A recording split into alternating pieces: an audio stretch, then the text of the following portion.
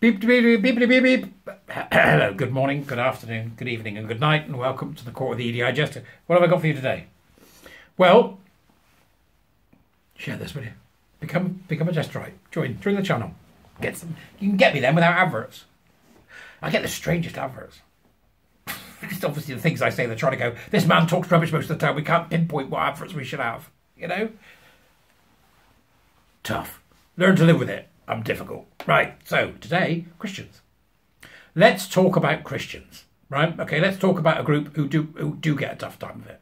Now, I've spoken to many people, all sorts of beliefs, but I'm quite interested to see that we now have a group in the UK called lgbchristians.org.uk, which is for same-sex attracted Christians. Okay, so there are people, don't start snitting at me about, well, the church hates the gays. It's not true, right? Some people in the church hate the gays. Some people in the NHS hate the gays, right? Same thing. Doesn't mean to say that you can't understand or enjoy the beauty of community, or for that matter, the wonderful metaphors and the wonderful stories that are in the Bible, right? You'd be a fool to ignore them. Not because they're literally true, right? But because they tell us something when we think about them. That's what prayer is about, mind. Think about prayer. Prayer was writing before you could write. Get it? You imagine you're going back when people couldn't write. Not least of all, or in some cases, because they couldn't afford to buy the papyrus to write on. You pray instead. Prayer was writing before people could write. Which is interesting, because that's mentioned in this fascinating article from October the 10th, 2023, written by the Reverend Lorenzo Fernandez Small. This is an organisation that's been set up recently. I think that they're fairly new to the game. So please do go and have a look and see what the Reverend has to say. Like many people, he says, I find writing painful. It forces us to organise our thoughts. We think in words, ultimately. Many of us delude ourselves. We imagine we are articulate and clear thinkers. For me, writing is like waking up with the fogginess of a hangover. Lorenzo likes a bevy by the look of it. Is it true, Lorenzo? Do you like a bevy? Tell me. I need to know. We've been on the communion wine. No, it's Christian, isn't it? Not Catholic. Yet some events, he says, compel us to wake up, think and write. For me, the eruption of queer theory and gender ideology everywhere all at once. Tell me you've seen it. The fact that he's written that, everywhere all at once. Go on, Rev. Have you seen everything everywhere all at once? The world needs to know. So, gender ideology, queer theory, erupting everywhere all at once, engulfing every institution, from the state to the church to the charities that were supposed to keep gay and lesbian people safe, was one such event. He's talking there about he was compelled to wake up and write. It was one such event.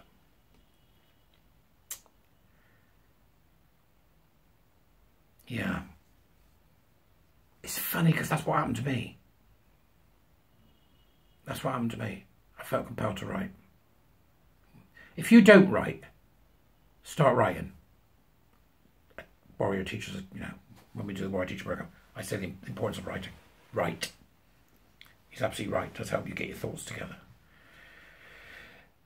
He continues, as soon as I dared raise a few questions about this, as many others, mainly women, also did, I quickly realised that we faced a deeply authoritarian and often violent crusade. Gender ideology is a system that not only requires faith from its believers, but mute obedience from everyone else. It seeks not only to silence dissent politically, but a big part of its activism is also centred around queer theory, and therefore around redefining words and meanings to change perceived heteronormative power structures.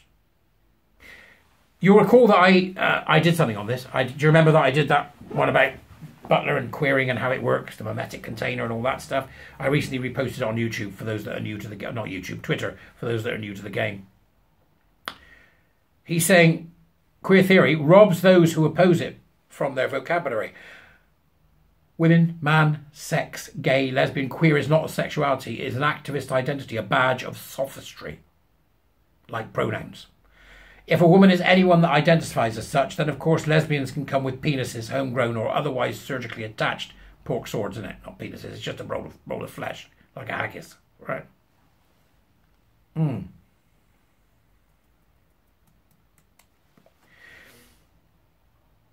They then want to, or some of the latter, meaning these mixed up women, are also want to be considered gay men if they claim to be so. Only bigots would dare think otherwise, and if they disagree publicly, such bigots are no better than fascists and should be silenced accordingly. You wrote this on the 10th of October, Rev. How long has it been steaming away in your brain, I want to know? I might get to meet him. He might be at the conference, you never know. Trans activists took offence at some of my social media activity a few years ago and mass reported me to both Anglican archbishops, the bishops of London, Southwark, my own archdeacon, church wardens and the PCC, accusing me of the most lurid misconduct, from making trans-identified people feel unsafe,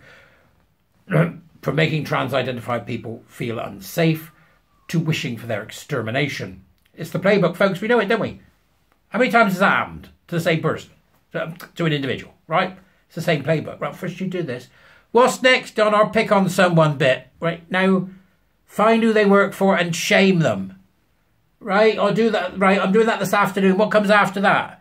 Get on Twitter and denounce them. Denouncing. Right, and I'll do that this evening. What comes tomorrow morning then? Then you look at any bodies that govern the people that employ them, and then you go after them. Right, so we're okay, so... Nasty little swine that they are. He continues, they also accuse me of taking a suspicious interest in the genitalia of trans kids. Trans kids, if they're done, if they, A, don't exist, but B, if you manage to screw up a young person, they don't really have genitalia anymore, do they? That's the problem. The sick spin they put on me being opposed to paediatric transition. So he was opposed to paediatric and they said they were in essence impugning him to say that he's some kind of childminder or fetishist or pervert. They are, as we always already say, what they accuse you of being. I received death threats, continues the Reverend, displaying such an intimate knowledge of my personal life and location that I had no choice but to report them to the police. The thing is, when Christian organisations such as the Inclusive Church received complaints too, they behaved in much the same way. They too wrote to my wardens, the PCC and Archdeacon, demanding an immediate retraction and public apology without even the courtesy of asking for an explanation or response. So what the Reverend is saying here is called devil and deep blue sea. On one side you've got the absolute nutters, the Fruit Loops, and on the other side you've got people that aren't paying attention. You get stuck between the two. He said they didn't ask for an explanation, they just forwarded the tweets and articles that someone somewhere deemed transphobic and demanded they would be withdrawn. They didn't even provide any reason why they were deemed offensive. Just as you can lose your place in Stonewall's Diverse and Champion scheme for failing to implement new diktats over which member companies and institutions have no say, Inclusive Church will strike you off their charts if you do not endorse their newfound embracing of gender identity, among many other campaigning fronts that were introduced by them without any consultation from its member parishes. Gender ideology moved from the free fringes of American academia to social media, then predictably into schools. Not quite right, Rev. In that one, no, it didn't. It went from American academia into English academia via the teacher training colleges. That's where it was. So not quite right there. Well before social media, Rev. I administered in parishes working with schools for the whole of my ordained life. As an openly gay priest, I've talked to many gay and lesbian pupils through the years, but I'm no longer able to do so. This is not because schools have suddenly become more conservative and hostile. They have never been more liberal, but because same-sex attracted students now seek shelter in newfangled identities, oblivious to gender ideology's inherent homophobia. There's hardly a lesbian or gay kid in sight.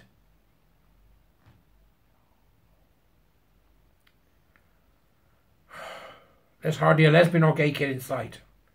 Many trans and non-binary teens, demi-boys and demi-girls, or genderqueer or gender-fluid folks are reluctant to acknowledge their sex.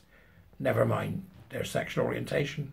I've seen gender non-conforming boys. I have seen gender non-conforming boys and girls being socially transitioned in primary school. It's a cult. This is a new closet. It is worse than the old closet because gender ideology has no coherence and therefore proves far more damaging than conventional bullying. Gender is fluid, we're told, so men in dresses get to keep their genitalia intact, but we're also to believe that even young kids can be sure of their innate, immutable gender identity and therefore put on a path to barbaric gender-affirming hormonal and surgical treatments as soon as they hit 16, or socially transition from toddlerhood if Stonewall studies are to be given any credence. This is a phenomenally thoughtful piece. Again, please do go and read the full article, which is available on the lgbchristians.org.uk website. I will look and see if they're on the Twitteroids, or where you can perhaps say thank you for what I think is a well-considered piece of writing from someone who does find himself caught between two competing orthodoxies and isn't afraid to do so. Why is it? I always get this feeling that, you know, we're in the centre. That's because we're true liberals, I think. I don't mean politically. We recognise the importance of the Enlightenment, the importance of the work of Locke, the importance of the work of Mills. We recognise that reality matters. You get this sense that you've got two warring tribes and somebody going, excuse me. If that was film, by the way, that was Barbie, that would be Alan. That's what Alan is. And at that point, ladies and gentlemen, I shall leave you as my eggs en cocotte is ready. I'll see you later. Have a great day. Go read this. It deserves reading. Oh, and follow me, will you? Bye.